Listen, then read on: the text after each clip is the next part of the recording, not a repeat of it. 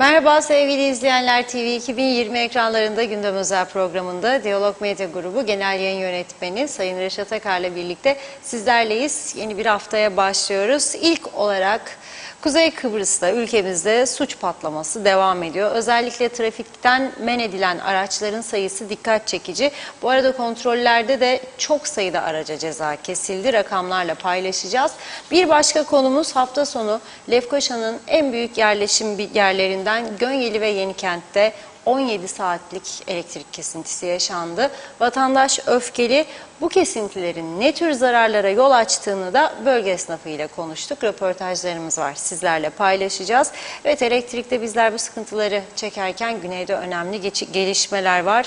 Yunanistan, İsrail, Güney Kıbrıs deniz altından bağlanacak kablolarla ESMET projesi için adımlar atıldı. Üzerinde duracağız. Son olarak suç demişken çeşitlilik de gün geçtikçe artıyor. Uyuşturucunun dışında bir de sahte iş yapanlar var. Ehliyetsiz, izinsiz estetik işlemleri yapılıyor. Yine detaylarını konuşacağız. Her zaman olduğu gibi hepsi ve daha fazlasıyla sizlerleyiz. Evet, Reşat Bey merhaba. Evet, merhabalar Funda Hanım. Herkese hayırlı haftalar dileyerek başlayalım. Bugün 29 Ağustos tabii. Yarın 30 Ağustos Zafer Bayramı'nın yıl dönümü, onu kutlayacağız. Dolayısıyla şimdiden söylemiş olayım. Yarın 30 Ağustos Zafer Bayramı nedeniyle gündem özel de olmayacak. Tabii Kıbrıslı Türkler bu bayramları 74 öncesinden de kutluyordu. Bunu bilmeyenlerin bilmesinde de fayda var. Çünkü bazıları Kıbrıslı Türklerin 74'ten sonra Türk olduğunu falan iddia ediyorlar. Öyle bir şey yok. Atatürk devrimlerini Türkiye'den önce günü gününe benimseyen bir toplumdur Kıbrıs Türk toplumu. Bu araştırmalarla kanıtlanmış bir gerçektir. Benim de bu konuda kitabım vardır. Atatürkçü Kıbrıs Türkleri diye. İkinci baskısı da tükenmiştir. Üçüncüsünü hazırlayamadım. Onun için bulunmuyor. Belki bir tane falan Türkiye'de bir kitapçıda, bir de Kıbrıs'ta bir kitapçıda var galiba. İnşallah vakit bulup üçüncü baskısını da daha geliştirerek yapma imkanımız olur. Şimdi yine çok suçlarla dolu bir haftayı geride bıraktık. Bunun üzerinde mutlaka durmalıyız. Çünkü bu hepimizi ilgilendiriyor. Hepimizi. Bakınız, cumartesi akşam saat 19'da başladı polis. Sabah saat 2'ye 3'e kadar ve Girne ve Güzelyurt, sadece iki bölgeyi aktarıyorum. Bu iki bölgede yapıldı. 1924 araç kontrol edildi. Bunların 276 tanesi rapor edildi. 29'u da trafikten men edildi. Trafikten men edilmek ne demektir? Tahmin edersiniz değil mi? Aşırı derecede alkol, direksiyon başına geçmemesi gereken ve tehlike saçan bir sürücü demektir. İçiyor, biniyor aracına, basıyor gaza gidiyor. Bu arada sosyal medyada bunu hatırlatmak isterim ve polisin de dikkatini çekmek istiyorum.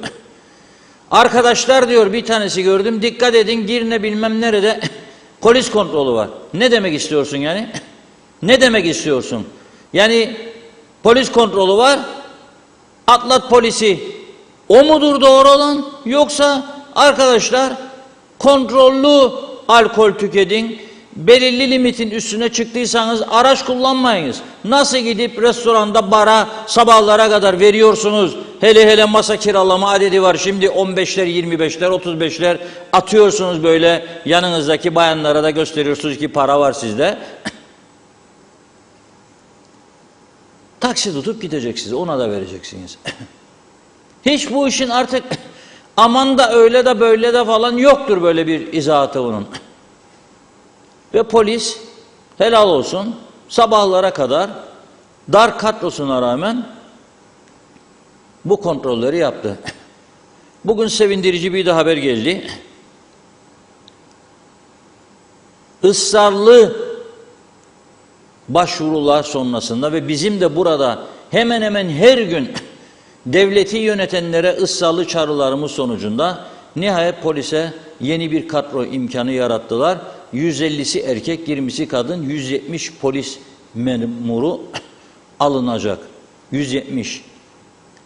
20 tane de itfaiyeci. Münhal çıkıyor, polis çıkıyor. Belirli şartları var. 30 yaşını geçmemiş olacak. Temiz kağıdı alacak. Adli suç işlememiş olacak. Bunun gibi bir takım kuralları var. Ama 170 polis memuru hiç olmazsa sıkıntıyı bir nebze hafifletecek diye düşünüyorum. Suçların patladığı bir ülkede polis sayısı kısıtlanamaz arkadaşlar. Devlet dairelerinde patlamış durumdadır. Oturacak sandalye yoktur birçok dairede personelin. Bunlar göze batmıyor. Fakat öte taraftan polisin bu kadar ağır yükü, bir de üstüne üstlük habire koruma moruma istiyor her gelen giden makam sahibi. Polis bunların içinden çıkamaz. Hafta sonu cumartesi pazar arkadaşlarımızı Metehan'a Lokmaca'ya gönderdik. Yine özellikle Metehan anormal bir durumdaydı. İzdiham yaşanıyordu. Ve Rum fanatikleri ve bazı Rum gazeteleri kuzeye geçenleri eleştirdiği halde saldırıyor, işgal bölgesine gidip para bırakıyorsunuz diye. Gene insanlar geliyor fakat biz rahatlatamıyoruz. Bizim arkadaşlarımız gitti. Ağır yük bizim taraftaydı gene. Çünkü personel az, işlem çok. Rum tarafı eskiden işte bir kapı açardı, kasıtlı masıtlı kalktı o iş. Çoğu zaman kayıt bile yapmadan geç diyor. Çünkü kameralar zaten kaydediyor onu. Bizim tarafta bir eskiden kalma fişleme uygulaması vardır. Ana baba kimlik kartı odur budur giriyor üstüne. Bu da vakit alıyor ve o muhaciret memurları orada gerçekten sabırla hizmet etmeye çalışıyor ama yetişmiyorlar. Bu yeni kapı açılmasını bize zorunlu kılıyor. Bunu yapmak zorundayız. Ama şunu söyleyeyim, bu suç patlamasını okurken sizler de göreceksiniz. Şimdi birkaç detay vereceğim. Yani bu ne kadar akıl almaz işler olmaya başladı. Kuzey Kıbrıs'ı anlamak için yeterlidir. Önce raporu bitireyim. En büyük suç patlaması tabii Girne'de. 276 sürücünün 198'i Girne'de, 78'i Güzelyurt'ta tespit edilmiş. Ayrıca bir aracın içinde de polis yoklama yaparken kesici alet ve patlayıcı olduğuna inanılan madde bulunmuş. Yine bir haftalık trafik raporu açıklandı.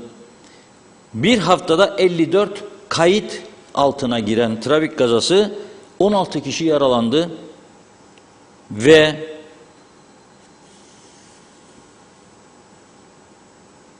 neredeyse 2 milyon liraya yakın maddi hasar, 1 milyon 724 bin maddi hasar. Yani milli servete ne kadar zarar verdiğini anlatmak için rakamları veriyorum. Bir ayda neredeyse 8 milyon, 12 ayda 96 milyon. Çok büyük bir para. Ama bu dediğim gibi sadece polisin kayıt ettiği, kayda değer büyük kazalar. Takla atar, vurur, yaralanır, eli kırılır, ayağı kırılır, hastaneye kaldırılır. Bu onlardır. Öyle ufak tefek kazalar, yandan çarpmış, arkadan çarpmış, bunlar artık kayda girmiyor. Anlaştırıyor iki tarafı. Şimdi düşünün siz, Ozanköy'de pekmez festivali var ve gidiyor bir yabancı uyruklu sözde öğrenci, Afrikalı, uyuşturucu kullanıyor, gidiyor meydanda rally show yapıyor. Tabii kaza yapıyor orada. İyi ki insanların üstüne çıkmadı. Polis alıyor bunu, kontrol ediyor, itiraf ediyor uyuşturucu kullandığını. Aracında da uyuşturucu buluyorlar aynı zamanda. Gene enteresan bir durum. Belki de bu ilk değildir. Daha önce de benzeri oldu ama bu kadarını bilmezdim. Ben şimdi bayanlarda modadır. Dudak büyütme. Botoks. Yüz gerilecek falan ki yeni arkadaş bulursa onu güzel görsün. Bak be bu yaşlanmadı, dinç duruyor falan desin diye. Erkekler de yapıyor şimdi ama Ben şahsen hiç yapmadım, onu söyleyeyim. Yapmam da yani. Dudakları büyütme de bir moda oldu. Bazılarında çok büyüyor gerçekten. Dün gece bir psikolog arkadaşa sordum.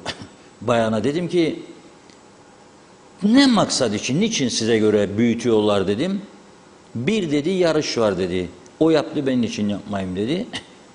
İki dedim, güzel görünmek için dedi. Ben de dedim, büyütünce güzel mi görünüyor dedim. Öyle düşünüyorlar dedi. Bence dedim bir de üçüncüsü var ama onu burada söyleyemem. Yayın yasağına girer. Olmaz. Siz tahmin edersiniz niçin. Ya Allah aşkına, dünyanın hiçbir yerinde nüfusa vurursak bu kadar bizde şey yoktur. Bizde olan durumlar yoktur. Nüfusa vurduğumuzda. Biri yaptı ben de, biri yaptı ben de yığılıyorlar. Şeyine de bakmıyorlar. Yani gerçekten yasal mıdır değil midir? Nitekim polis baskın düzenliyor bir güzellik salonuna. Orada izinsiz, kayıtsız güzellik merkezinde botoks yapan ve dudak büyüten 3 kişiyi tutukluyor kadın. Bir de işletmeciyi tutukluyor orada. Polisin görünmeyen işleri diye söylüyorum bunu. Hem bir de uyanık olması için meraklılarına söylüyorum. Yani biraz daha tasarrufu olacak diye diplomasız dişçiye gitmeyin derim. Yahut da bu işi bilmeyene bazı diplomalar var, onlara da yani daha yeniyse tereddüt edebilir insan. Deneyimli sonuç alabileceğiniz yerleri tercih edin derim. Çünkü daha az vereceğim diye bu defa da dimyada pirince giderken derler, evdeki bulgurdan olursunuz, olmayasınız. Girne'de Şehit Orhan Durusoy Sokak adresinde faaliyet gösteren, işletmeciliğini Barış Oral'ın yaptığı AGO Güzellik Merkezi içerisinde 3 tane bayan yetkili makamlardan izinsiz botoks ve dudak dolgusu yapıyorlarmış. Tabipler Birliği yasasına aykırı bulundukları için tutuklanmışlar bunlar. Aynı zamanda gümrüğe beyan edilmeden KKTC'ye getirilmiş muhtelif marka ve miktarlarda botoks ve dolgu malzemeleri, enjektör, iğne uçları ele geçirilmiş. Polis bu kontrolda 48.210 Türk lirası, 1.800 euro, 450 sterlin, 500 dolar da nakit para bulmuş. Uluslararası çalışıyorlar. Mesela giden Nijeryalı'ysa o toz ticaretinden neyse elde edilen dolar, euro onu veriyor. Sterling verenler de var. Onlar da İngiltere'den gelenler olabilir. Polisin işi zor tabii dediğim gibi. Birçok suç başladı ülkede. Bu şunu da gösteriyor bize. Belediyeler şu anda yasası değişti diye kıyamet koputtu. Yok o köy onun mu, bu köy bunun mu olacak? Yok 28'den 18 olur mu, olmaz mı? Ama hiç kimse belediyelerin görevini yapıp yapmadığını sorgulanmıyor bu ülkede. Kent işlerinde belediyelerin görevidir denetlemek, hijyen koşullarını denetlemek. Kaç gündür buradan çağrı yapıyorum. Siz çeşmelerden, musluklardan akan suları kaç aydır denetlemediniz? Denetlediyseniz buyurun açıklayın, bekliyorum. Kaç tane iş yeri denetlediniz? Kaç tane fırın? Kaç tane lokanta? Kaç tane kafe? Yoktur böyle bir şey. Yan gel yat Osman. Hele şimdi yazdır, kapat dükkanı 1-1,5 devlet gibi git evine yat. Ama olacak gibi değil. Yani olacak gibi değil. Bu böyle gitmez. Yani ülke çok kötü bir duruma geldi. Ve cesaret veriyor bu suç işlemek isteyenlere biz bu şekilde bu hareketlerimize cesaret veriyoruz. Yap da korkma. Yürü de korkma. En büyük sorun budur. Ondan sonra polis önlesin. Tamam polis önlesin olduktan sonra gidiyor polis oraya. Olmazdan önce niye önlenmiyor? Sizin denetim yaptığınızı duysa insanlar, gazetelerde, televizyonlarda bunları duyursanız cesaret edecek mi bunları yapsın? Mesela bu polis denetimleri benim ısrarla üzerinde durduğum bir şeydi. Ben bu huzur operasyonlarının her gün her gece yapılmasını istiyorum. Her gün her gece. Hatta üniversite kapılarında da durup gireni çıkanı yapması lazım. Senin eğer öğrenciysen arabanın bagajında döner bıçağının ne işi var be kardeşim? Ne işi var? Zincirlerin ne işi var? Bıçakların, çakıların ne işi var? Bunların üzerine gitmesi lazım. Uyuşturucu patlamış vaziyette. Görüyoruz işte her hafta 2-3 tane büyük baskın, 2 kilo, 2,5 kilo. Rakamlar çok arttı. Bu ülkenin nüfusunu 100 defa katlayacak kadar uyuşturucu sadece yakalananlar.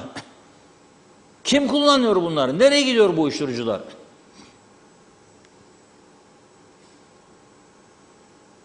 Bunların belediye zabıta ekiplerinin polise yardımcı olması lazım.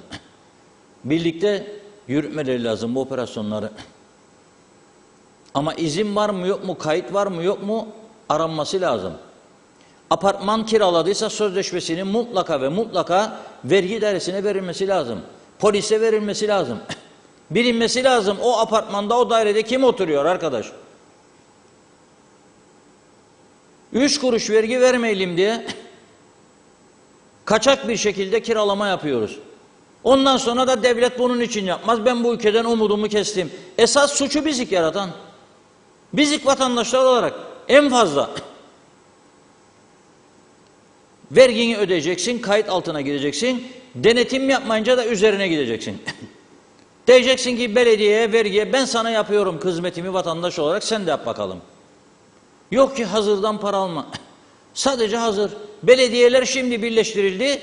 Nasıl daha çok para alabilir, kimden alabilir? Anlaştılar da hükümet inan. Birçok belediye, çünkü iktidar partilerinin adamı.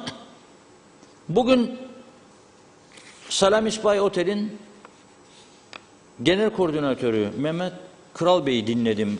Buradaydı yani bizim TV 2020'de. İsmet Esenler'in programında.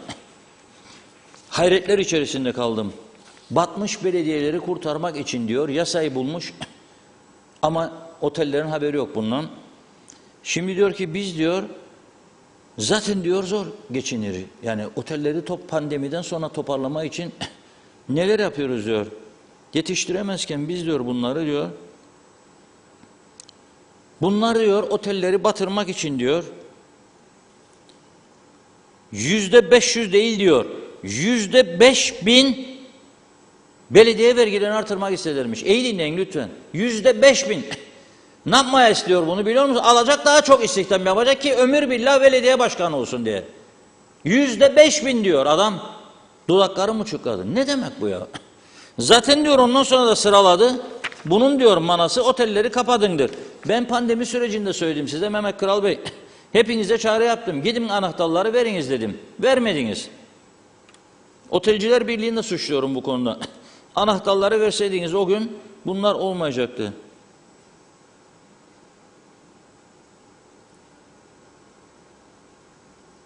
Zarar eder etmez diyor, beni ilgilendirmez diyor.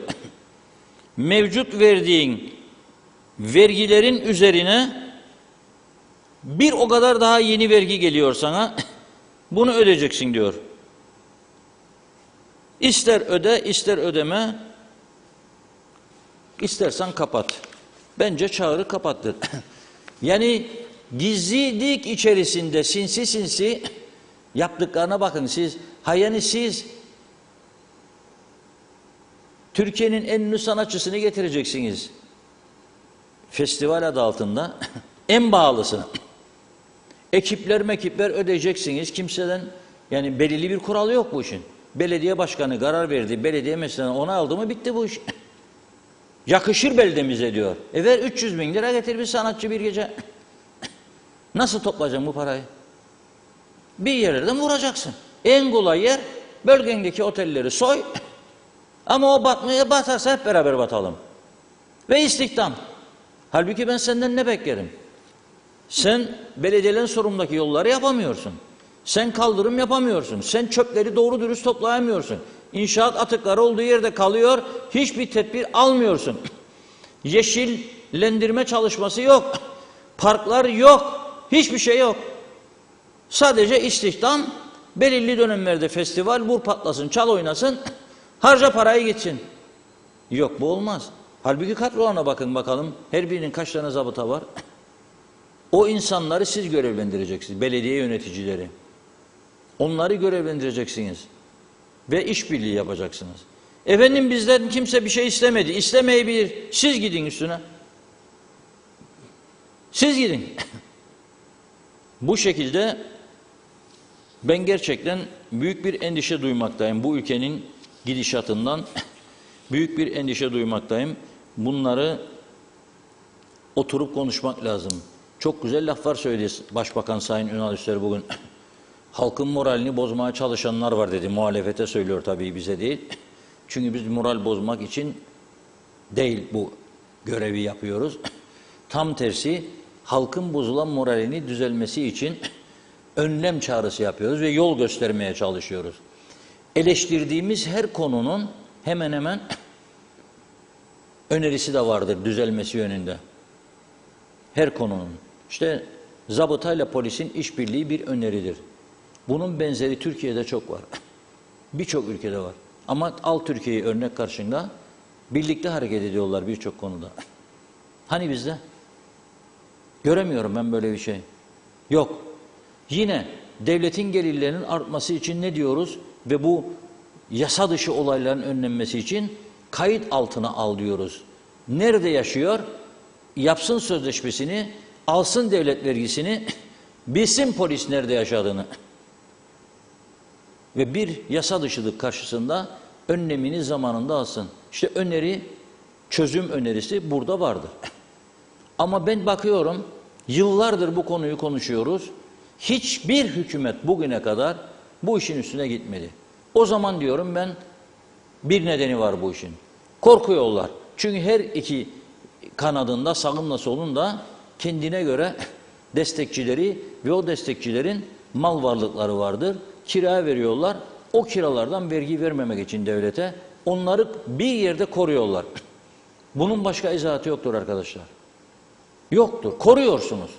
Sonra da 600 milyon borçlanma maaşları ödeyesiniz diye. Gelecek ay kaç para borçlanacaksınız? Nasıl ödeyeceksiniz bunları?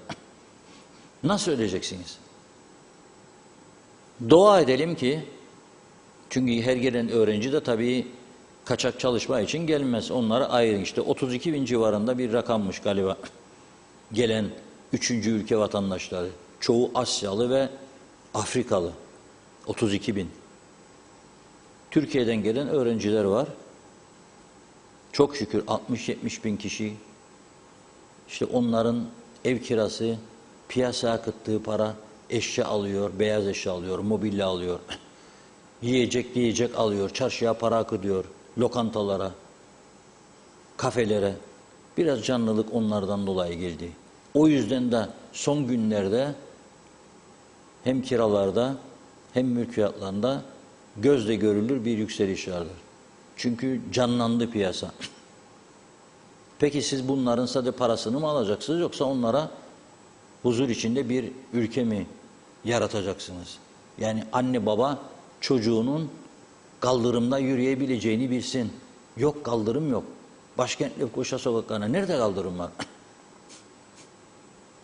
Yoktur. Birçok yerde yoktur. Gençliğin gidebileceği, eğlenebileceği yerler azdır. Doğru dürüst bir parkımız yoktur. Yürüyüş yapabileceği, insanın gidip oturup dinlenebileceği bir park yoktur. Ama belediyeler devlet gibi aynen bir istihdam kapısı.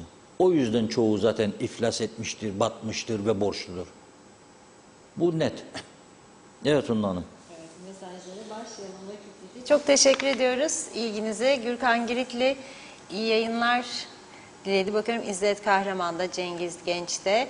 Halil İlgililer, sağlıklı günler. Bildiğiniz gibi Ehliyet Dairesi grevde, benim ehliyetimin bitmesine az kaldı diyor. Hafta sonu geldiği için bugün çıkartmaya gittim. Yine grev var dediler. Sorum şu: Allah korusun bir kaza olursa sigorta kapsayacak mı? İkincisi, trafik kontrolü olduğunda polisin bilgisi var mı grev olduğuna ve cezası olacak mı? Değerlendirirseniz sevinirim demiş. Natalya Dede de iyi yayınlar diliyor. Gürkan Girit'le 1000'e yakın polis eksikliği var yazmış. Ali Çeliker de kolay gelsin. Mehmet Uluçaylı da, Oytun Andaş da, Mehmet İnancı da sağlıklı haftalar diliyor. Gürkan Girit'le 13. maaşlar Kasım'da ödeniyor. Evet ve yine diyor ki Girne Antik Limanı çok kötü durumda demiş. Doğan Faryalı, deme lazım beni diyor. Ninni ninni çekerek uyuttular bizi. Uyku da güzel mi güzel sefalar olsun. Oytun Andaş kapıların açılmasını istiyorsanız oyunuzu bana verin demiş. Federal Lefkoşa Türk Belediyesi ilk Avrupalı Türk diyor. Ayrıca diğer mesajında da Kuzey Kıbrıs Türk Cumhuriyeti adayı Sıla Hanım bir şeyi fark etti. Siyaset yüksekten kayalara çarpmak üzere sele kapıldı, süratle gidiyor kamyonda. Her ne kadar yer alamıyorsam da buradan başarılar dilerim demiş. Evet, Sayar Aker 30 Ağustos'ta tarih bizi sevindirdi. Bu zaman artık kin zamanı olmaması için gayret edelim. Hem güneydekiler hem kuzeydekiler cinlerden, cımbızlayanlardan uzak duralım. Etli bulgur pilavına doyum olmaz, hür olalım. Mehmet İnancı polis teşkilatımıza, polis takviyesi sevindirici bir olay. Ancak 170 kişi çok az, 300 polis takviyesi ilaç gibi gelecektir topluma. Hayırlı olsun. Natalya Dede Girne kadar özellikle Karmi çemberinde saat 23'te başlıyor ralliler. 2 gün önce Girne'ye geliyordum çocuklarımla beraber. 4 araç yarış yapıyordu otobanda. Sonra geldim Karmi çemberde. Orada da ralli yaparlardı. Korktum o gece demiş. Gürkan Giritli nereden buldun yasası neden geçmiyor? İbrahim Akim iyi yayınlar. İzzet Kahraman Türkiye'de ne varsa diyor Kuzey Kıbrıs'ta da olacak. Evet. Soner Sabriler demiş ki bunca sağlığa aykırı malzeme nasıl olur da gümrüklerden geçiyor, mutlaka arkalarında sağlam dayanak var.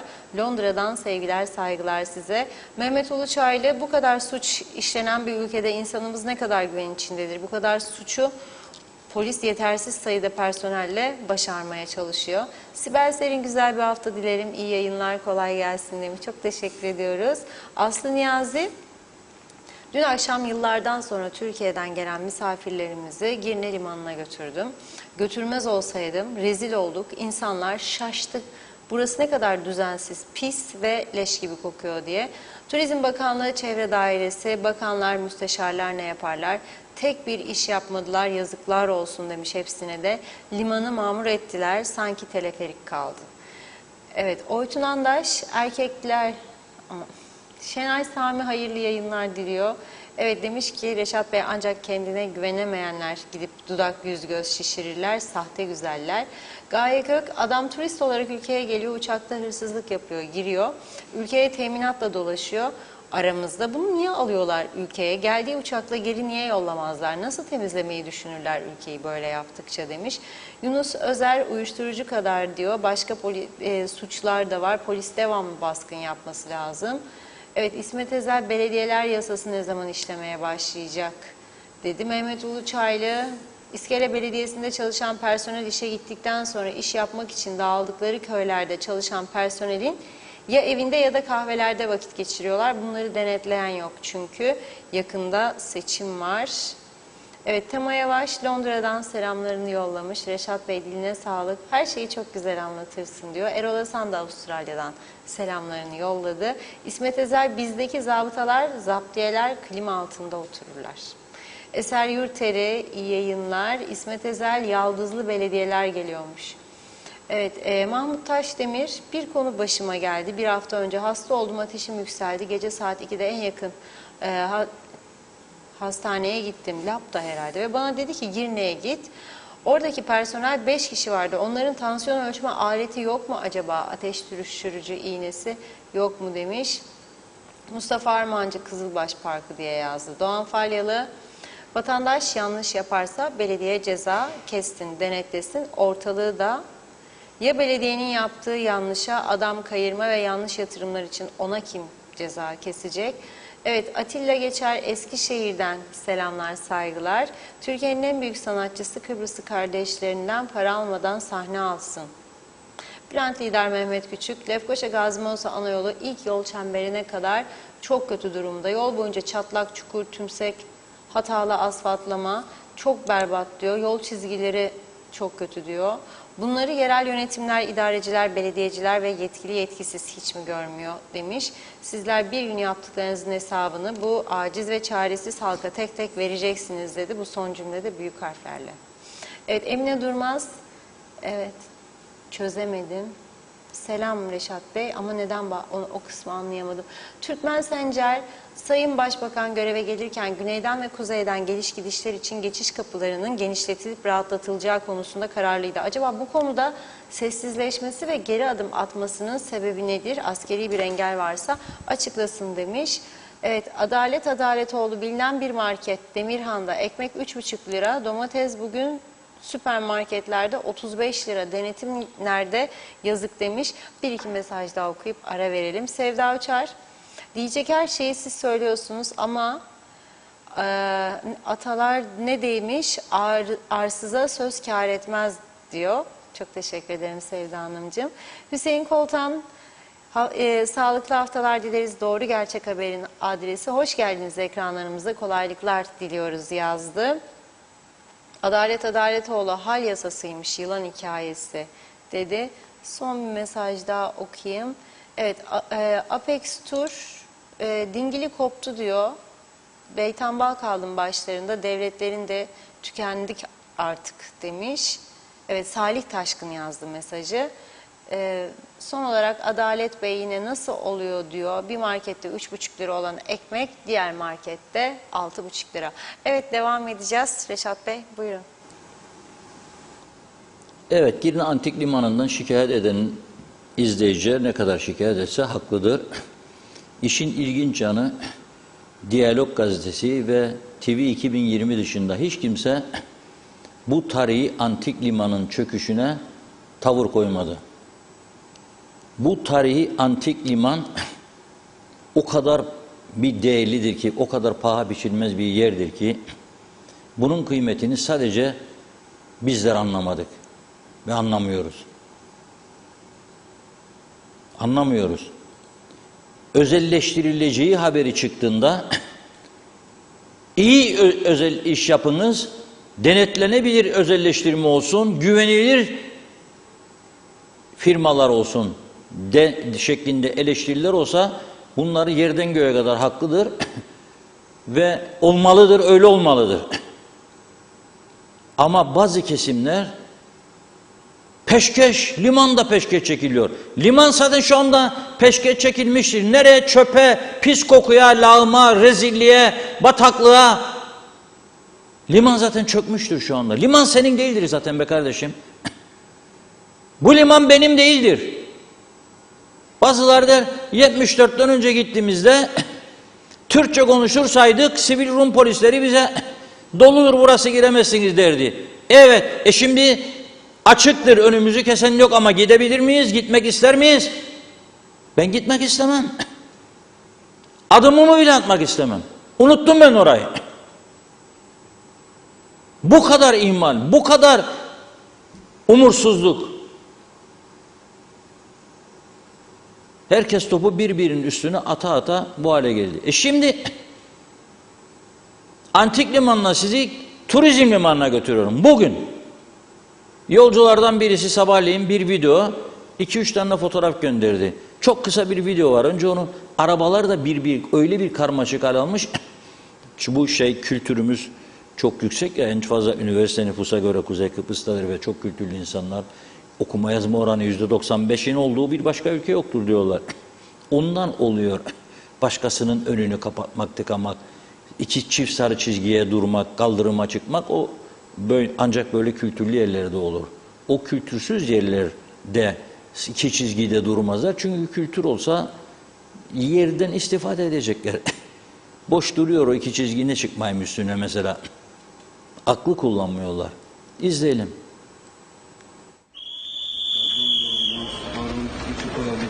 778.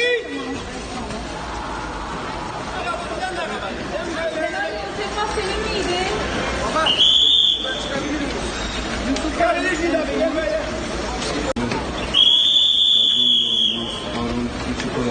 Yedi 778.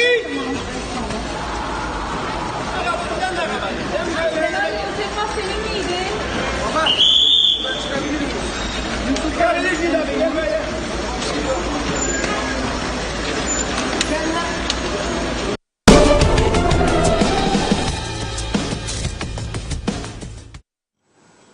Hayvan pazarındandır değil mi? Kurbanlıkları da böyle koyarlar. Ondan sonra düdük çalarlar. Satışa çıkarırlar. Turizm limanıymış bu. Girne turizm limanıymış. Da turizm yapacakmışık da Rumları geçecekmişik falan filan. Bakın. Hep liman. Bugünkü haline bakın limanı siz. Da ben gideceğim oradan seyahat edeceğim. Nasıl edeceğim? Hale bakar mısınız? Muhaciret işlemi. Hale bakın siz. Da ben gideceğim oraya. İtişe kalkışa ter kokuların içinde işkence çekerek gemiye bineceğim. Da seyahat edecekmişim.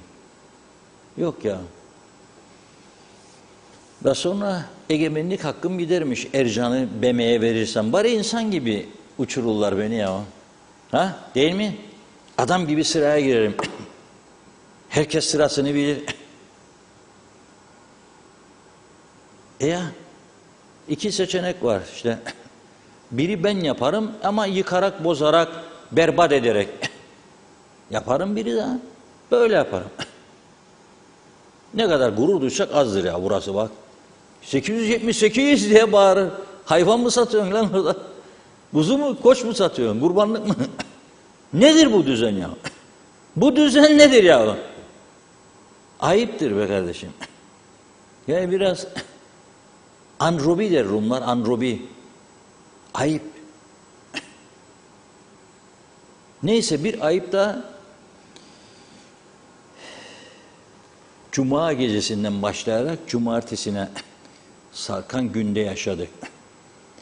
Adanın en gelişmiş, en fazla nüfusa sahip bölgesi şimdi Güzelurt ve Yenikent. Gönyeli ve Yenikent'ti. Yenikent'i içine alan Gönyeli o kadar büyüdü ki inanılmaz. Oraya 100 milyonlarca sterlin gömüldü. Gönyeli ovalarına. Çünkü Güzelurt'u da her görüşmede taviz listesine koyduk ya, sonuncu hariç Kram Montana. Koymasak da sonuncu da pazarlık için olduğunu ve vereceğimizi de hepimiz biliyoruz.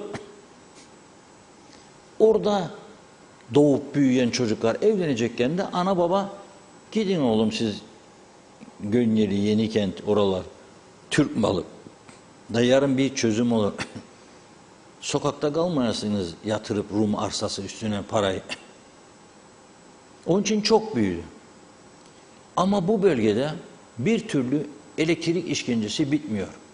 Ya genel bütün ülkede kesildiğine kesiliyor ya da yer altından giden kablolar varmış.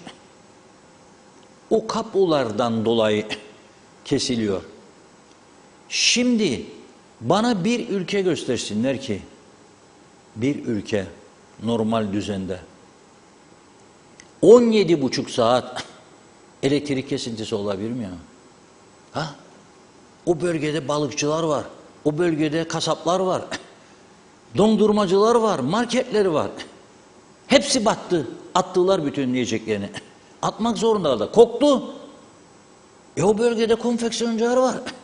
Müşteri gelecek. Elbise deneyecek. Klima yok.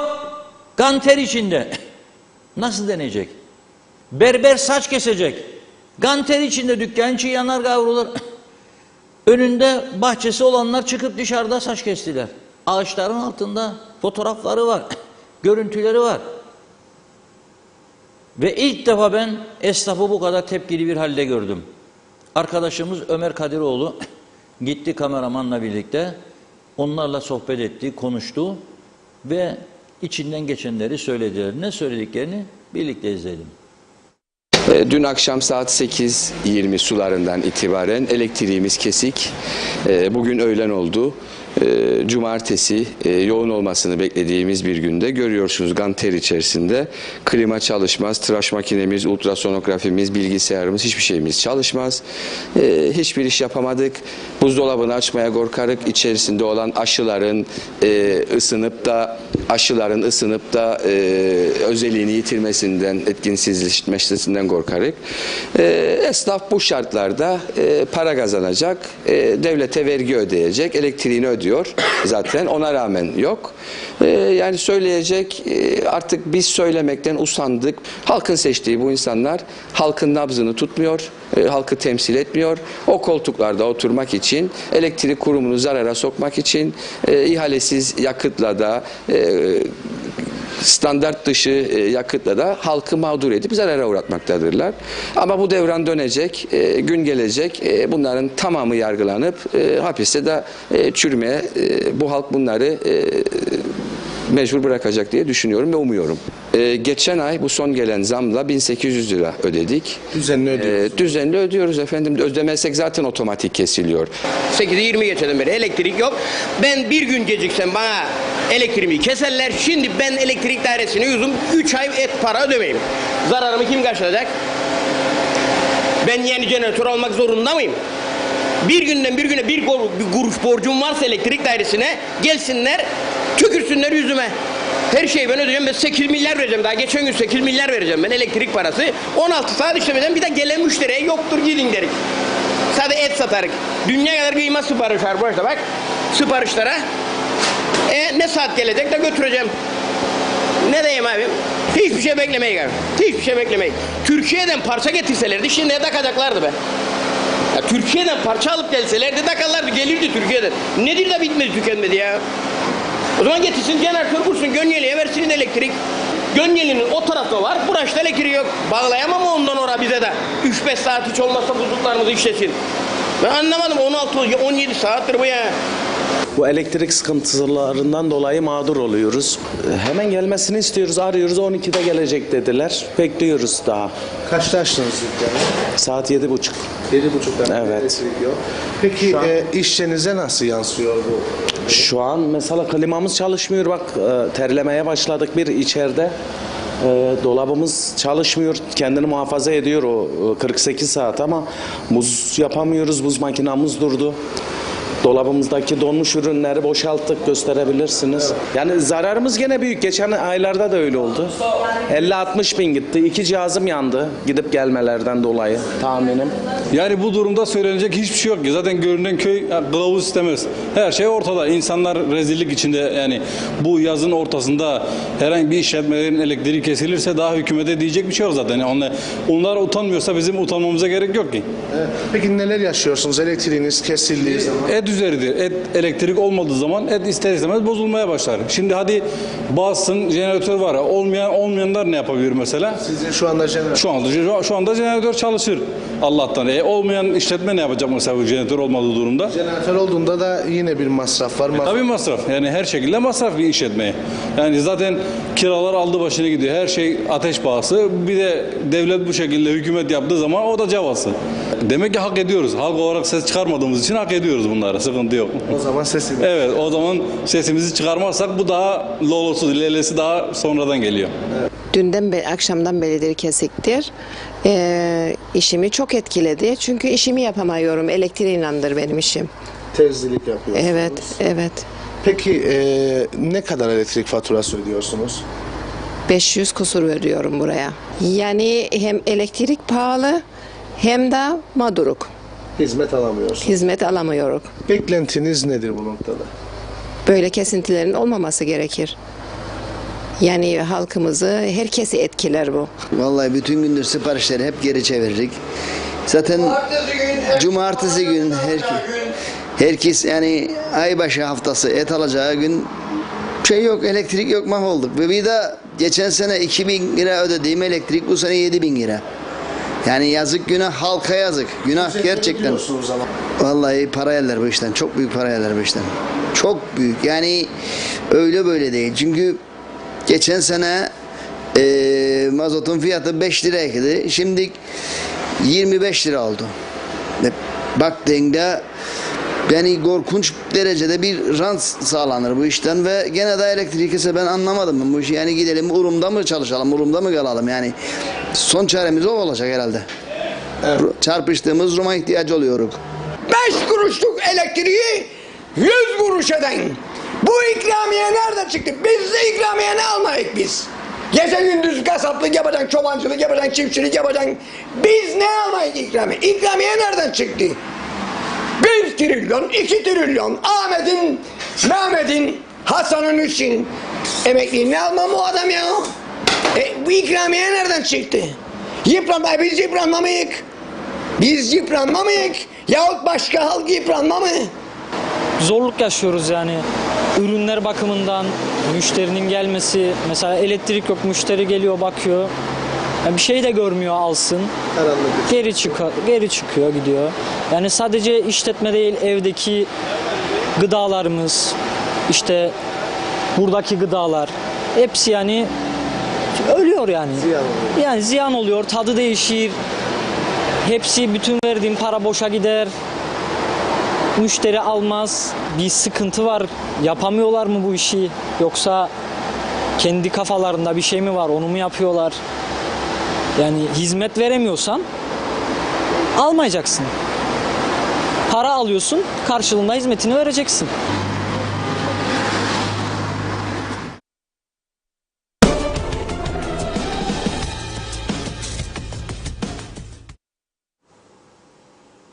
Evet, tabii şunu da söyleyelim. Ben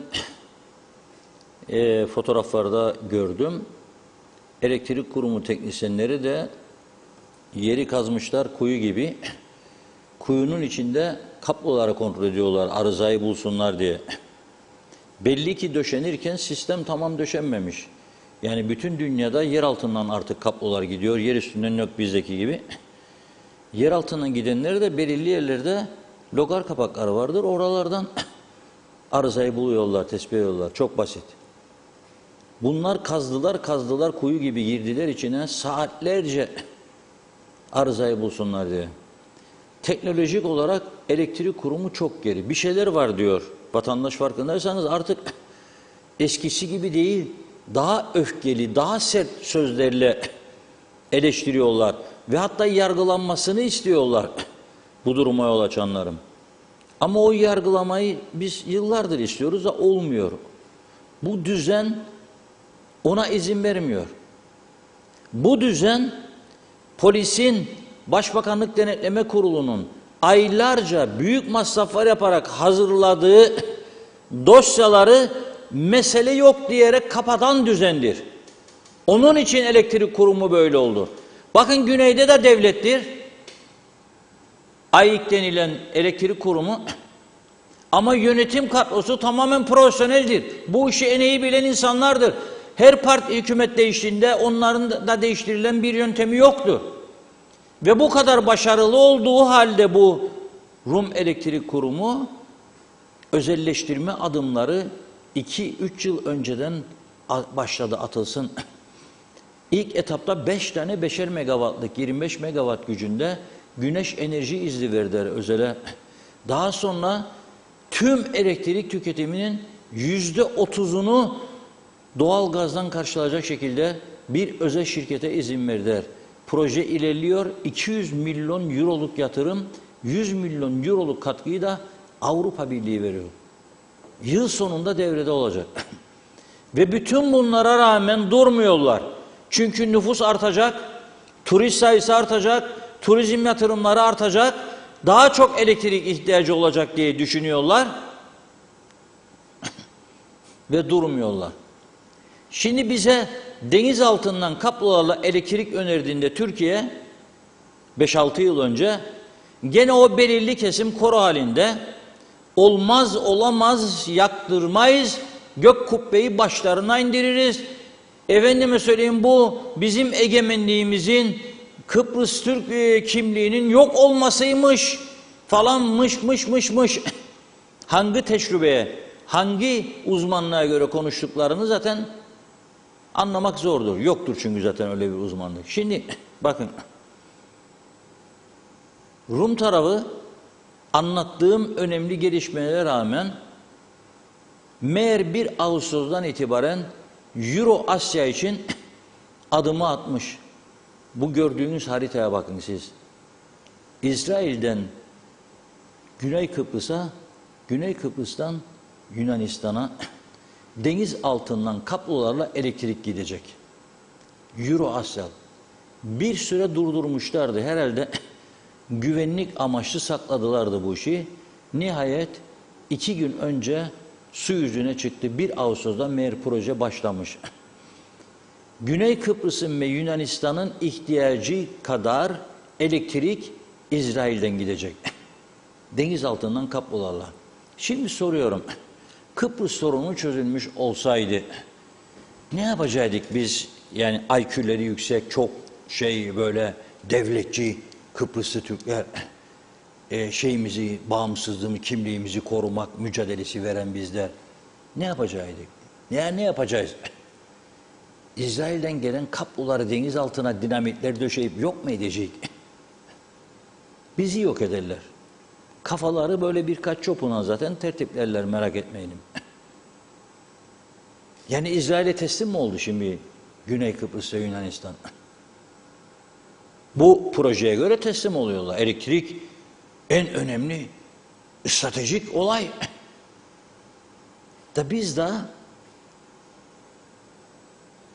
çaktım almaz dedikleri işe yaramaz, miadını doldurmuş hurdalık 3-5 zehirleyici jeneratöründen en kötü akaryakıtla üretim yapan 3-5 şeye bağladık kendimizi ve bir acayip yönetim şekline ve bir ayda 4 defa yönetim kurulu değiştirerek Kıbrıs Türk halkına enerji konusunda güvence verdiğimiz hayaline kapılıyoruz.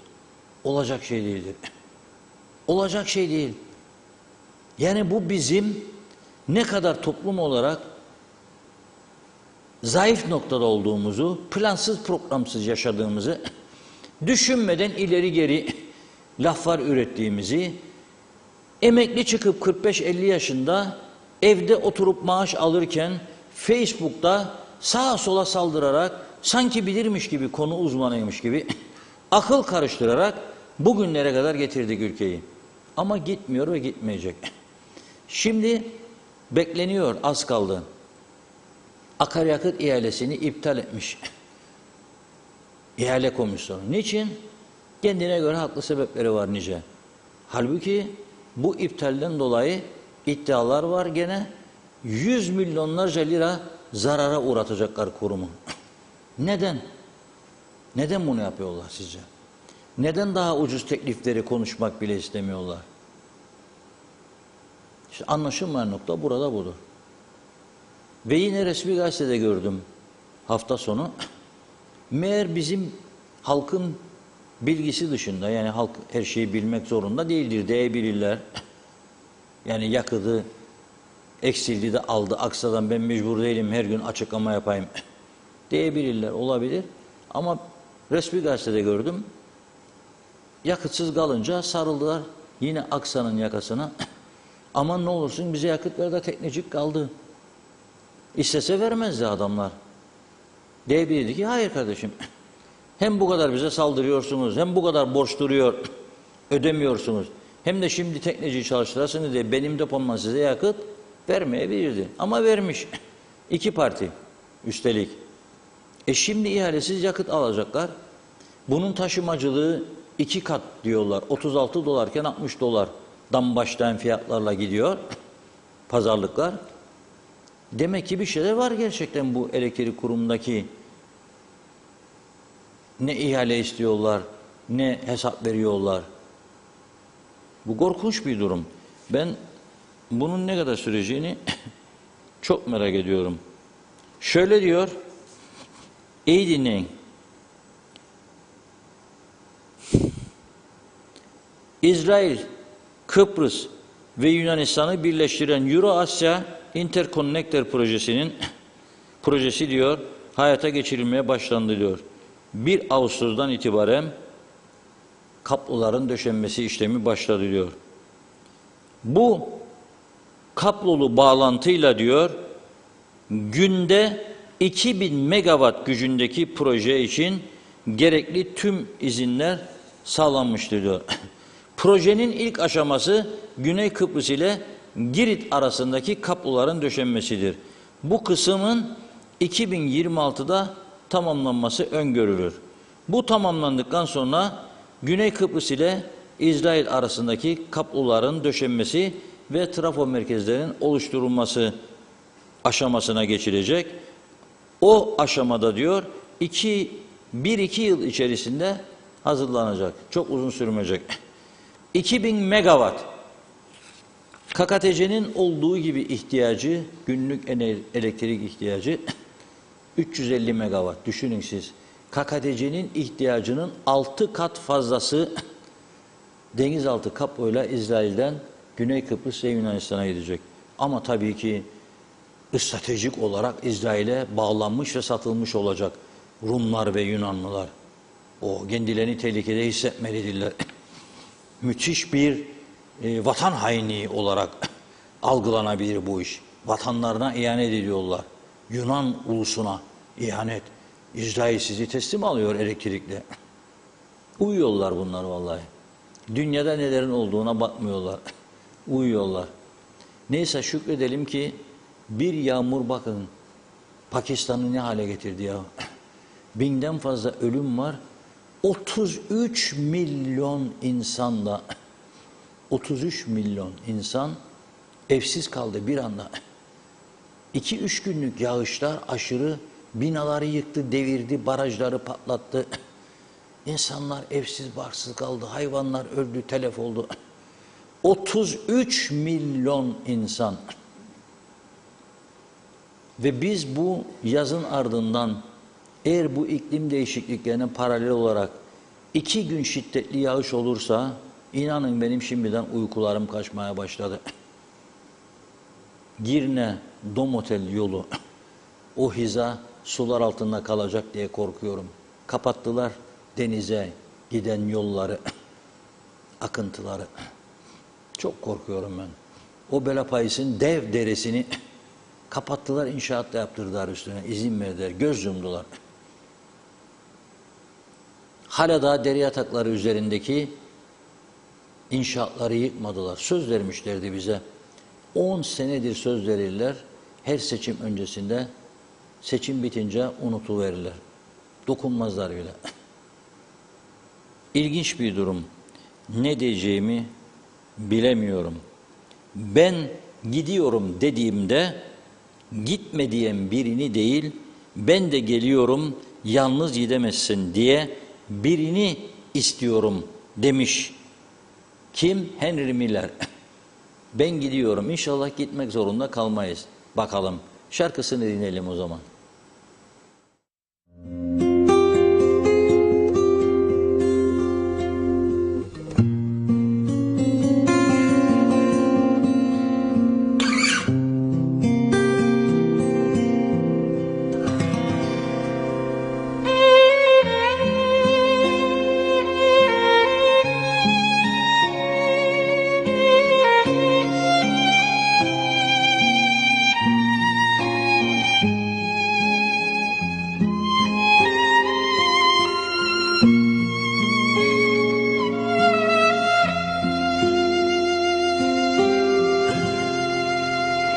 Speak softly, love, and hold me warm against your heart. I feel your words, the tender trembling moments start. We're in the world, our very own, sharing the love that only few have ever known. Wine-colored days warm like the sun, the velvet night when we are one. Speak softly, love, so no one hears us but the sky. The vows of love we make will live until we die. My life is yours, and all because you came into my world with love so softly now.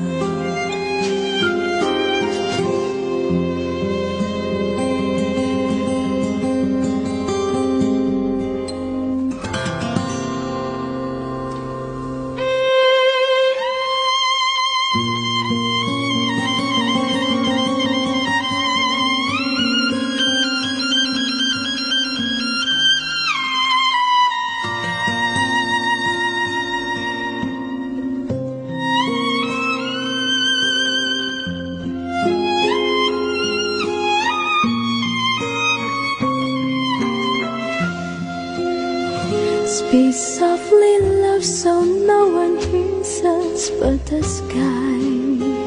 The vows of love we make will live until we die. My life is yours and all because you came into my world with love so softly, love. Wine colored days warmed by the sun, the velvet night when we are one. Speak softly, love, so no one hears us from the sky. The vows of love we make will live until we die. My life is yours and all because you came into my world with love so softly, love. You came into my world with love so softly, love.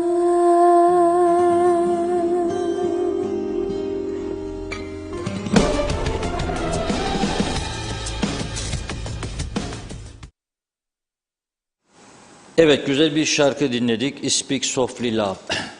Gerçekten güzel bir şarkı. Biraz olsun ruhumuzu dinlendirelim diye düşünüyorum. Çünkü her şey gerilim olmaz tabii.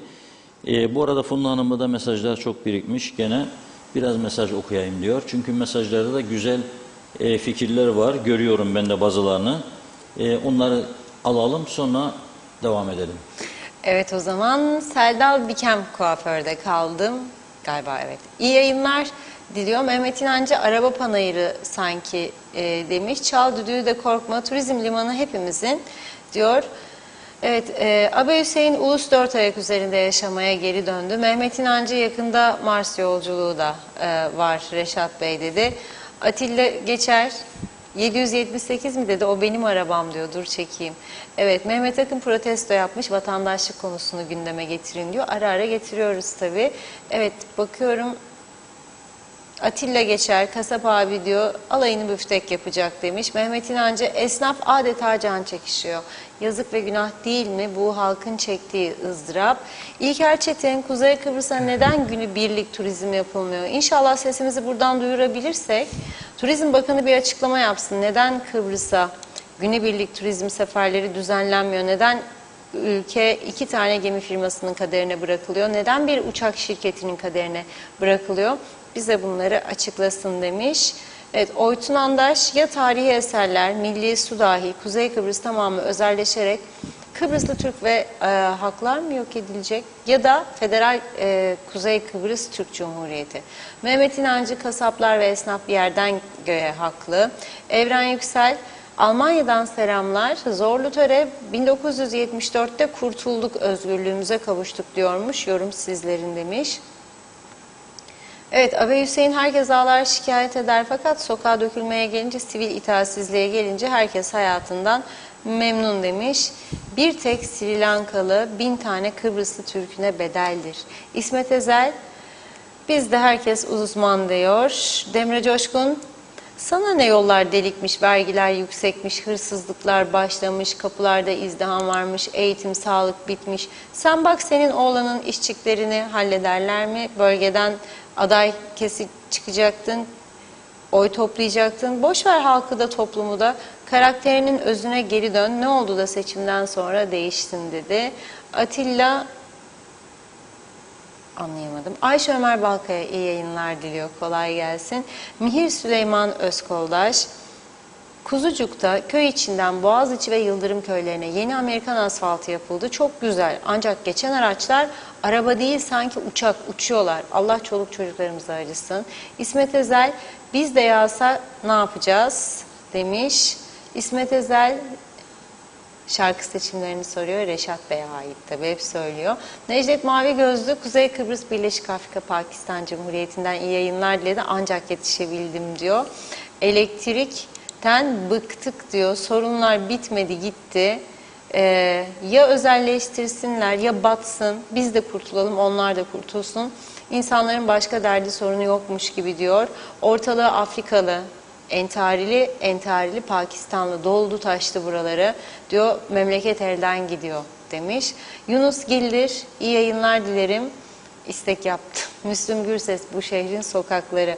Vedat Alagöz, sağlıklı, mutlu, güzel günler dilerim. Allah sizlerden razı olsun. Kuzey Kıbrıs hükümetinin yaptığı bu rezaletleri, halkımıza yaşattıkları bunları dile getirdiğiniz için sizlere sonsuz teşekkür ederiz.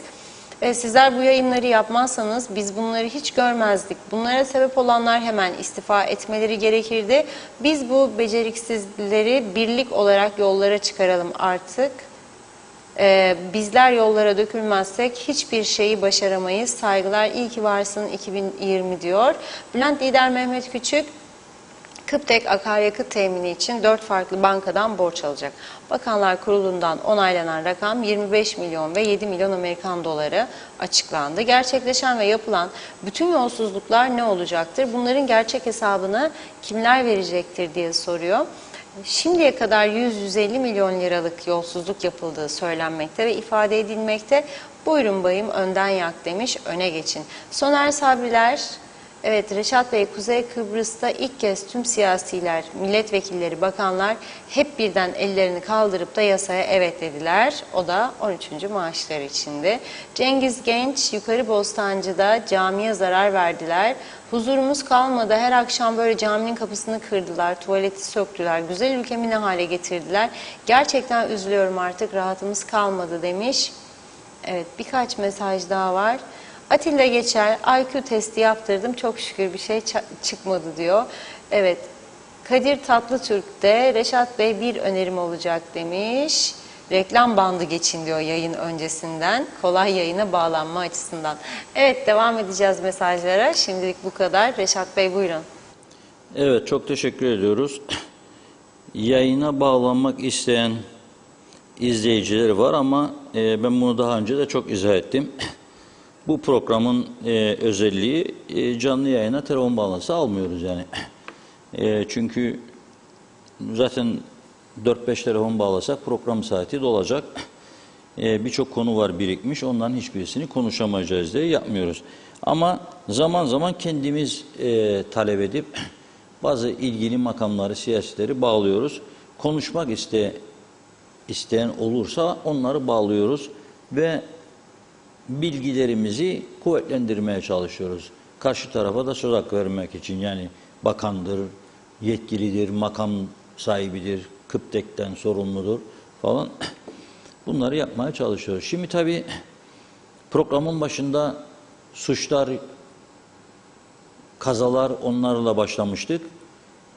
Geç kalanlar tekrarında görebilir bunu. Bu kadar suç patlaması gerçekten çok ilginçtir Kuzey Kıbrıs'ta. Hafta sonu bir denetimde sadece, ki akşam saat 21'de başlayıp veya 20'de sabah saat 3'e kadar giden bir denetim sırasında 7 saatte 276 araç sürücüsünün rapor edilmesi, Girne ve Güzelyurt, 29 tanesinin trafikten men edilmesi çok önemli bir olaydır. Yani nüfusumuza göre korkunç bir durumdur. Ve düşünün siz, bu trafikten men edilenler aşırı alkol nedeniyle men edilmiş insanlardır, büyük bir çoğunluğu.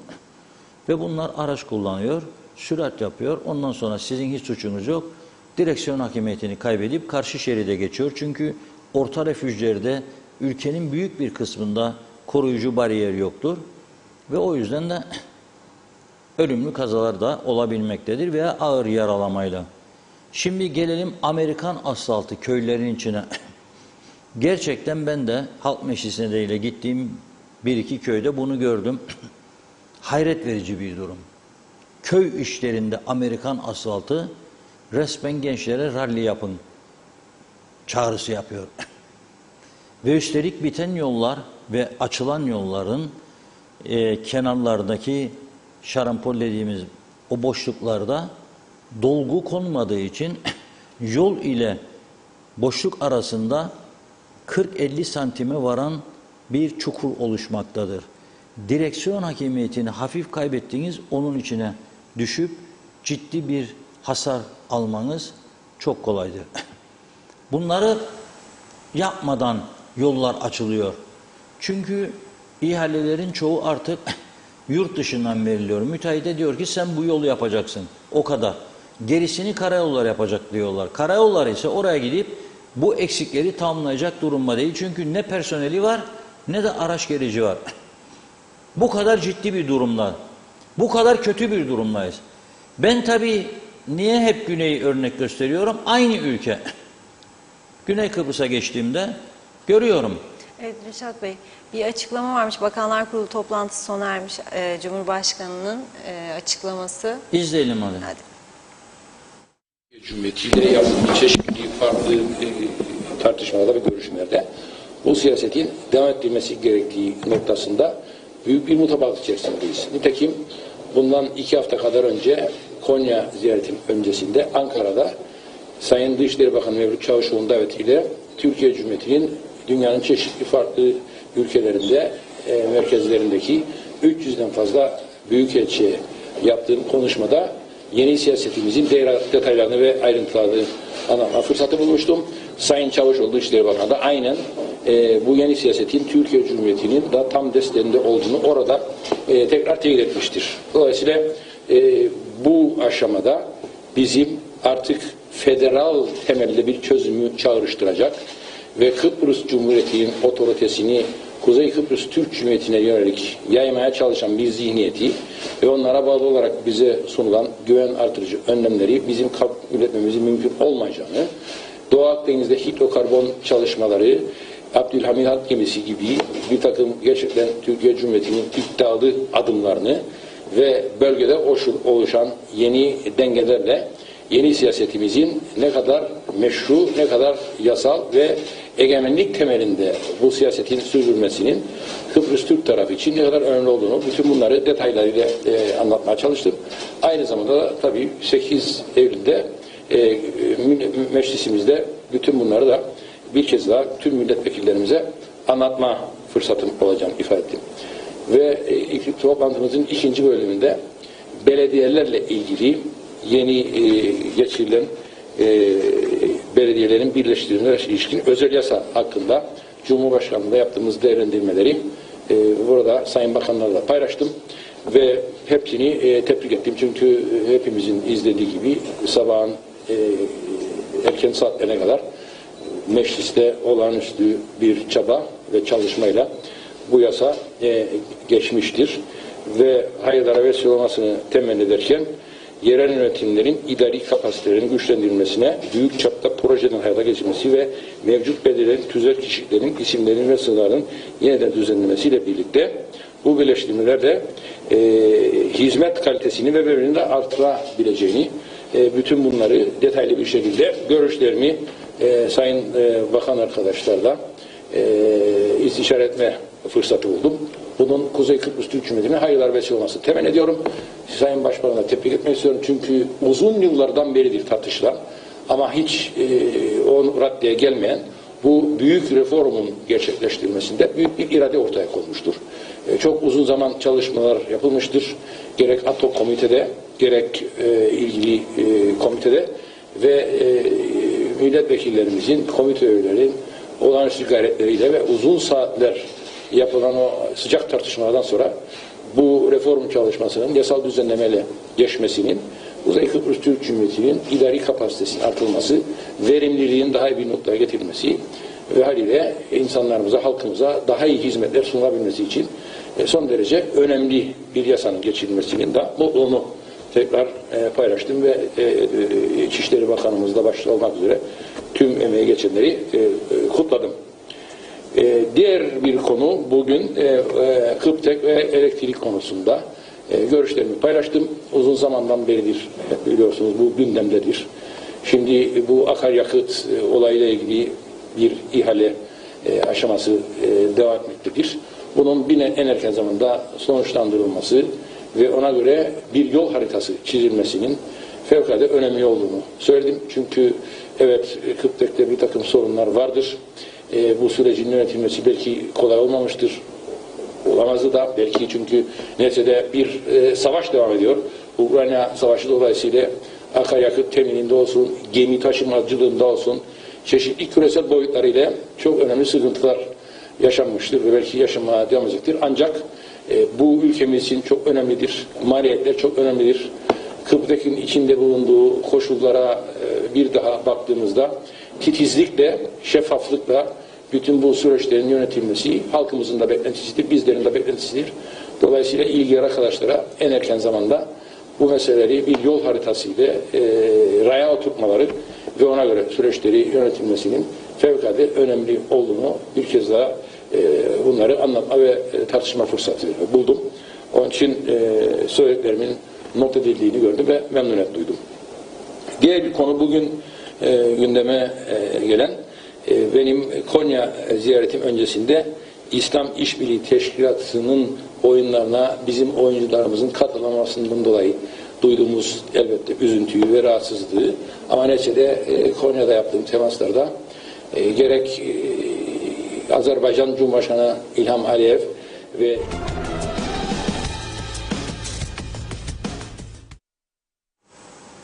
Evet, bugün Bakanlar Kurulu'nun bir özel toplantısı oldu. Cumhurbaşkanı da bu toplantıya başkanlık ettiği için toplantı sonrasında açıklama yapacağı bildirildi arkadaşlarımıza. Başbakanlıktan canlı bağlantı linki verdiler. Bir kısmını dinledik. Cumhurbaşkanı'nın Konya ziyareti, orada elçilerle görüşmesi, güvenli yaratıcı önlemler, akabinde elektrik konusunda görüştük, bir yol haritası çizilsin dedik diyor. Ben 30 senedir bu Kıptek'le ilgili yol harita çizilme meselelerini çok dinledim gelmiş geçmiş bütün hükümetlerden. Hiçbiri de yol çizmedi. Aynı yol sürdürüldü. Sağcısı da özerkleşme dedi son yıllarda, son 10 yıldır veya 15 yıldır.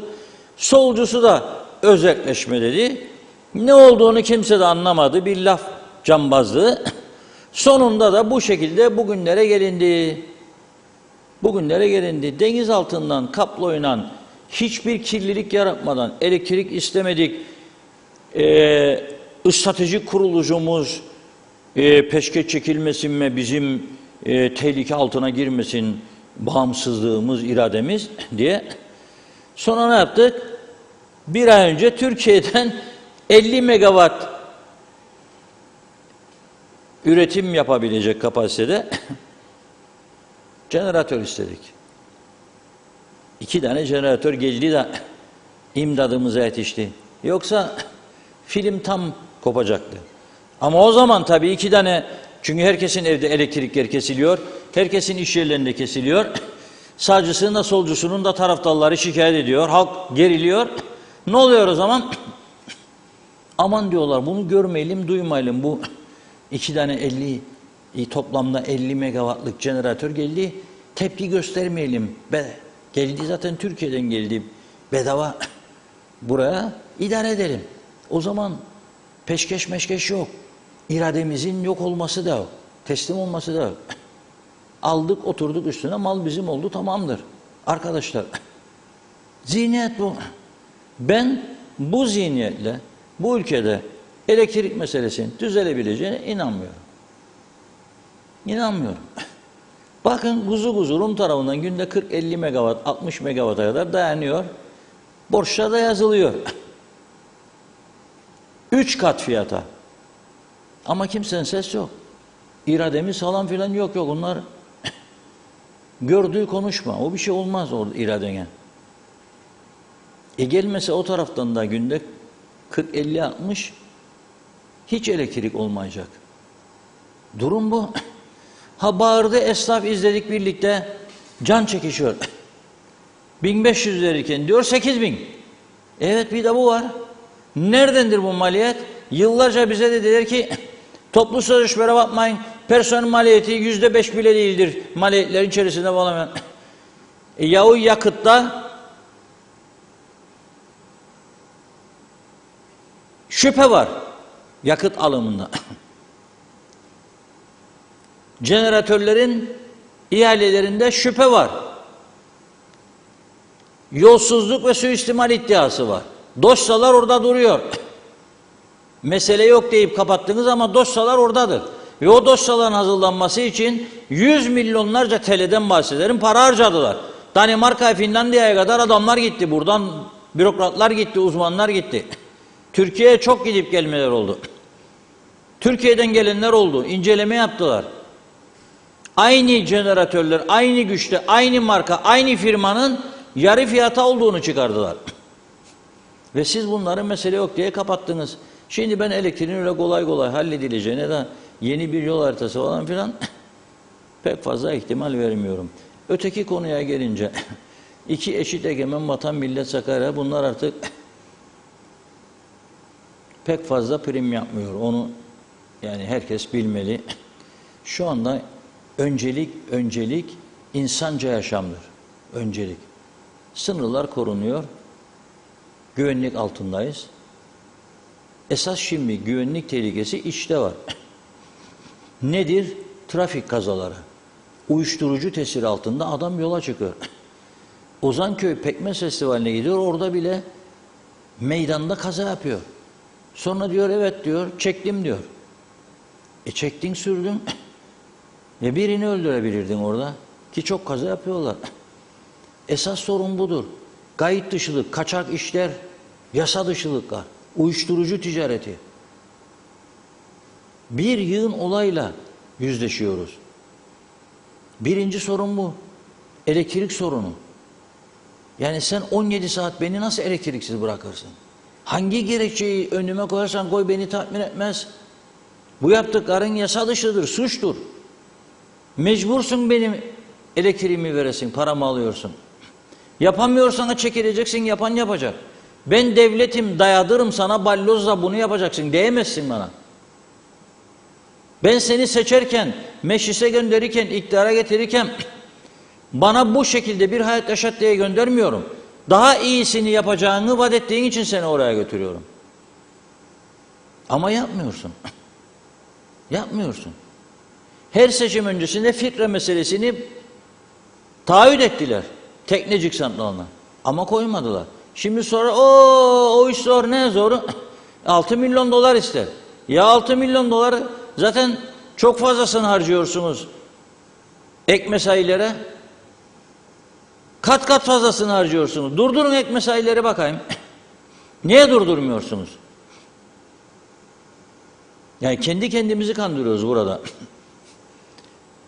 Bağlantı öncesinde yollardan bahsederdim. Köy işlerinde Amerikan asfaltı olmaz beyler. Örnek istiyorsanız gönderin 3-5 adamınızı. Gitsin görsün güneydeki köy yollarını, köy işleri nasıldı. Gelsin copy paste yapsın burada. Amerikan asfaltı ana yollarda kalmadı. Çöktü ana yollar. Köy işlerinde Amerikan asfaltı olmaz. Daracık yollar Amerikan asfaltı olmaz. Patika yollar olur. Değişik yollar olur. Ve bir an önce o yolların kenarları toprakla kapatılmalı, seviye dengelenmelidir bir an önce. Yoksa köylerde de şimdi meyhaneler var.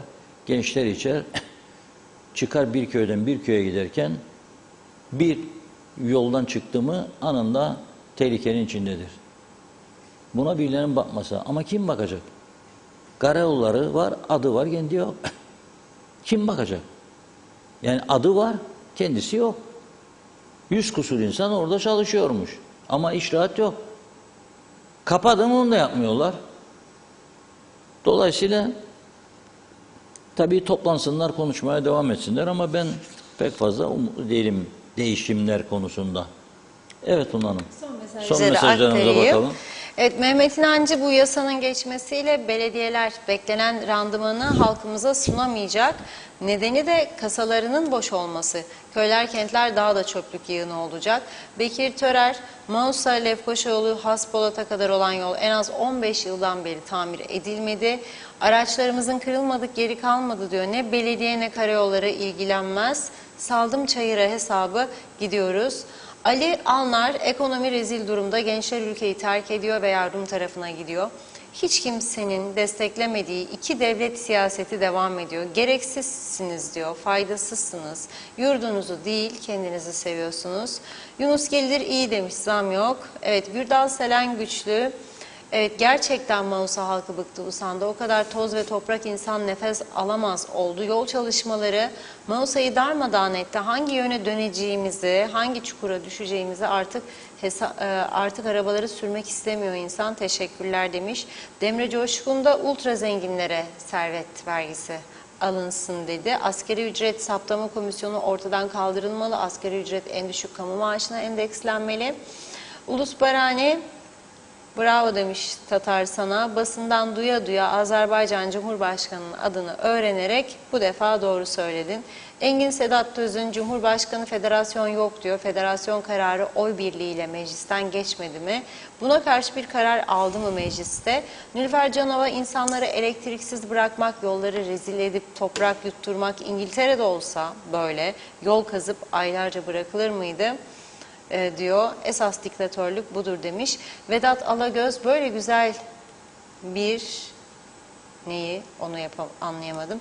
Hükümet açıklamalarını yapmaya değer mi diyor. Bence hiç değmez. Çünkü hep aynı şey. Halk derdine çare ister. Çare üretin, saygılar. Hakan Gencer iyi yayınlar diliyor. Sayar Aker yarına iyi bayramlar ve tatiller demiş şimdiden bize. Son mesajı Oytun Andaş'tan okuyayım. Kuzey Kıbrıs Türk Cumhuriyeti toprakları üzerinde Anadolu hak ve menfaatleri, haklı Avrupa kimlik kartı ve güvenliği, özelleşmeye karşı milli demokratik duruşu vardır. Bir Avrupalı Kıbrıs'ı Türk menfaatleriyle dedi İstanbul'la el ele mümkün. Federal Kuzey Kıbrıs Türk Cumhuriyeti'dir. Mustafa Cüce kolay gelsin diyor. O gün Zeybekoğlu da her yerde uyuşturucu var, uyuşturucu cumhuriyeti olduk demiş. Evet, mesajlarınız için, ilginiz için çok teşekkür ediyorum. Reşat Bey, sizin eklemek istediğiniz? Evet, bir izleyicimiz haklı olarak diyor ki böyle güzel programı kesip de bağlamanız bunu doğru mu diyor, yani eleştiriyor bizi ama normalde Cumhurbaşkanı pek bakanlar kurulu toplantısına katılmaz bizde. Bugün bir anda gündeme girince de katılacak arkadaşlarımız haber merkezi tabii önemli bir şeyler var mutlaka diye düşündü. Yani mesela Türkiye ile yeni ilişkiler, dış işlerinde ortak hareket, ne bileyim işte bazı bölgelerde yeni önlemler, bunlar böyle bir şeyler olabilir diye doğal olarak bağlandık. Gördüğünüz gibi de zaten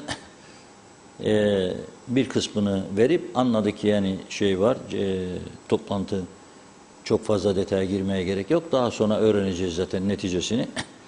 Tamamladık. Ben herkese güzel mesajları için, uyarılar için çok teşekkür ediyorum. Bizim görevimiz tabii ki eşit, tarafsız, bağımsız yayıncılık yapmak, doğruları ortaya koymak, elimizden geldiğince, aklımızın kestiğince öneriler yapmak ve yetkililere ışık tutmaktır. Bunu yapmaya çalışıyoruz.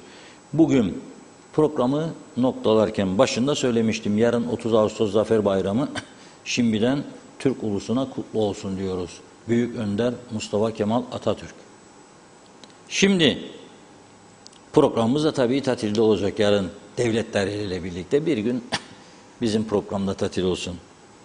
Programı kapatırken Küçük Kuzey için tekrar bir çağrı yapmak istiyorum. Alıyorum elime telefonu, siz de alıyorsunuz. Giriyorum mesajlara.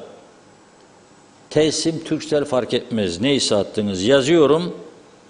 3205 ve gönderiyorum. Tamam mı? Kime gidiyor bu? Kuzey'e gidiyor. 3205. Siz de bunu göndererek 3205'i göndererek sadece 20 Türk lirası. Bakın ben arka arkaya 2 tane gönderdim şimdi. Kaştava'da da gönderiyorum. Ayrıca Ziraat Bankası'na da Gürdal Selen Güçlü babası adına bağış yaptım. Yapmaya da teşvik ediyorum. Arkadaşlarımı da teşvik ediyorum. Sizleri de davet ediyorum bu küçük çocuğumuza yardımcı olmaya.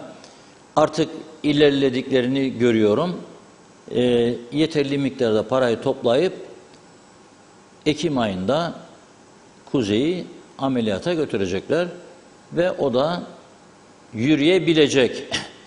Bu güvenceyi aldılar. Bunun için de hem Gazi Mausa hem Lefkoşa Kaymakamlığından da onaylı bağış izni aldılar. Toplanıyor. Yüksek rakamlar 1000 lira, 5000 lira, 10.000 lira, 20.000 lira, 50.000, 100.000.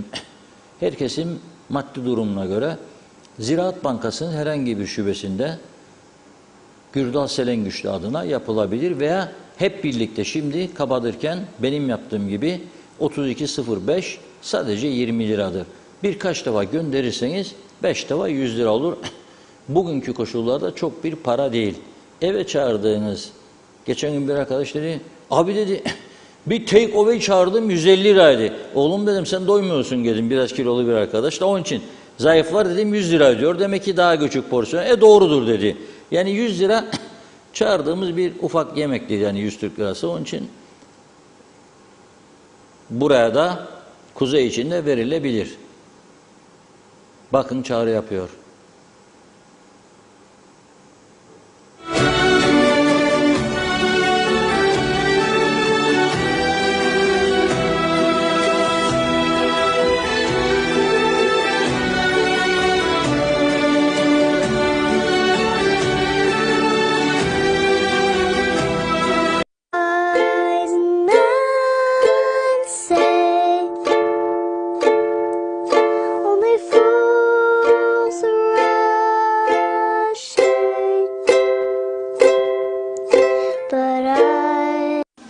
Lütfen bana yardım eder misin?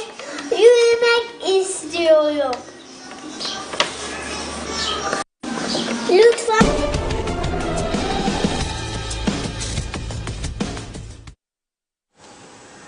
Evet, veda zamanı geldi. Artık çarşamba günü 31 Ağustos günü yeniden birlikteyiz. Şimdilik hoşça kalın diyoruz. Ağzına sağlık. Çok teşekkür ediyoruz. Evet, programımızı burada noktalıyoruz. Yeniden görüşünceye dek hoşça kalın.